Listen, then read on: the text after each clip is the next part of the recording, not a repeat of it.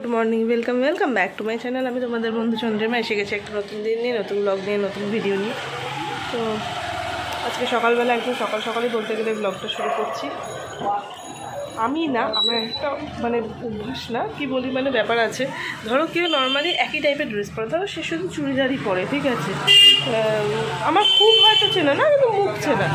এবার সে ধরো হঠাৎ করে অন্য কোনো ড্রেস বা শাড়ি ধরো পরেছে, আমি না গুলিয়ে যাই যে এটা কি সে, মানে তাকে এই ড্রেসটা পরে প্রথমবার দেখছি, তো ইনি কি সে নাকি অন্য কেউ, মানে এরকম একটা অদ্ভুত ব্যাপার হয়ে যায়। তো যাই হোক, আমার তুতুল সুইটসের না শরীরটা খুব খারাপ, জ্বর এসেছে, আর বুবলাই আর তুতুল এখন ওই ঘরে খেলছে। তো চলো ওদের কাছে একটু যাই, গিয়ে বসি।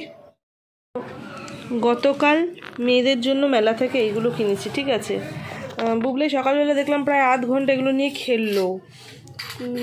মানে আমরা ছোটোবেলায় মেলায় গেলে খেলনাবাটি একদম বাঁধা ছিল, কিন্তু মাটির খেলনাবাটিও কিনতাম।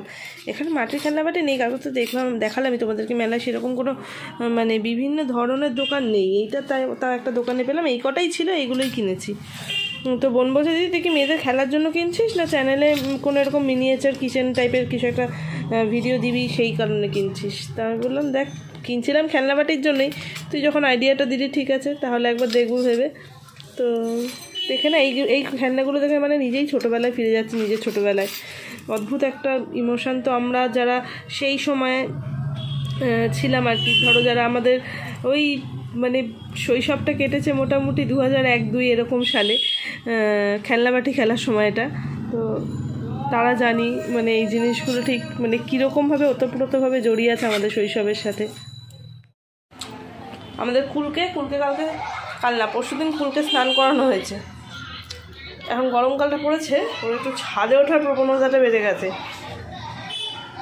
কেন শোনো, নিচে তো বিছানা করা আছে, যা নিচে গিয়ে শো। পাগল, নিচে তো আরো ঠান্ডা বেশি, ছাদে তো গরম। পাগল হয়ে গেছিস নাকি তুই? 2 মেয়ে স্নান হয়ে গেছে। এমন একটু চুল সরাও, মুখ থেকে চুল সরাও। বুবলাই যা সুন্দর মুখের ওপর থেকে চুল সরাই না ভাবতে পারবে। এই দেখো এরকম করছে কেন বলো তো, তুতুল ধরেছে বলে।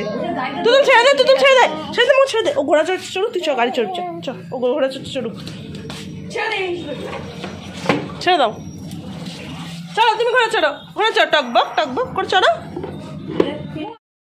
সম্রাট দেখো পেপসি খাওয়ালো। এবছর গরমে তো মানে গরম পড়তে না পড়তেই তো প্রথম, অনেক দিন আমি পেপসি খাইনি, মানে এরকম পেপসি বহুদিন পর খাচ্ছি। আর বুবলাই তো মনে হয় প্রথমবার দেখছে এই জিনিস, এই দেখো চুষা ফেলে দিল, মানে পেপসি খাওয়ার ইচ্ছা আছে। না, এটা বড়রা খায়, এটা আমি খাবো। বিকেলবেলা আমার মেয়েদেরকে নিয়ে একটু মাঠে এসেছি। ওই আমার একটা মেয়ে আর এই আমার একটা মেয়ে, কিন্তু মাঠে না এখন অনেক ছোট বাচ্চা। বড় বাচ্চা হলে খেলাধুলার সময় একটু বোধ বুদ্ধি থাকে, বল আসতে ছুড়ি বা সাইকেল আসতে চালাই।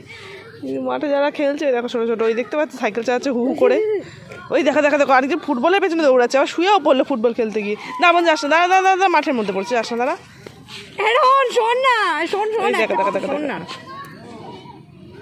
ও বাবালে, ওই দেখো বলটা দিয়েও দিয়েছে, কি ভালো দেখো বলটা দিয়ে দিয়েছে। তুতুল সুইটসের না শরীরটা একদম ভালো নেই, জ্বর এসছে মেয়েটার। আর এখন আমি এসছি একটু রান্নাঘরে, বোন একটু বেরিয়েছে, গড়িয়ায় গেছে, মেয়েদের লেবু টেবু আনতে হবে, কয়েকটা দরকারি জিনিসও আনতে হবে, সেই কারণে এখন যেটা করণীয় সেটা হচ্ছে দাদা আসবে আজকে, আর বোন তো রয়েছে, একটু চিকেন খাবে। এবার চিকেনটা না মা বানাবে বুঝলে, কিন্তু তুতুল সুইটস না মাকে একদম ছাড়তে চাইছে না, খালি সে মায়ের কোল থেকে নামবেই না এরকম আর কি। যে কারণে মাকে বললাম তাহলে এবার চিকেনটা মাকে বানাতে হবে। বোন বলছে যে মা বানালে আমি বানিয়ে দিলে হবে না, তো ওই জন্য মা এখন তুতুলের কাছে একটু থাকুক। আমি মাকে বললাম তুমি থাকো, চিকেনটাকে পুরো সব রেডি করে ধুয়ে গুছিয়ে দিই, কেটে কুটে তুমি জাস্ট বানিয়ে দিও। কেননা বাচ্চারা কাঁদলে না প্রচণ্ড অস্বস্তি হয়, মানে কীরকম একটা হয়। আমি কান্না, সেটা আজ মা হয়েছে বলে, বাড়িতে দুটো বেবি বলে না, আগা গোড়াই আমি কোনো বাচ্চারা কাঁদলেই না আমার মানে কীরকম একটা হয়। তো চলো আমি মাকে একটু গুছিয়ে দিই। মাংসটা ফাইনালি আজকে আমি বানালাম, মাকে আর বানাতে দিইনি।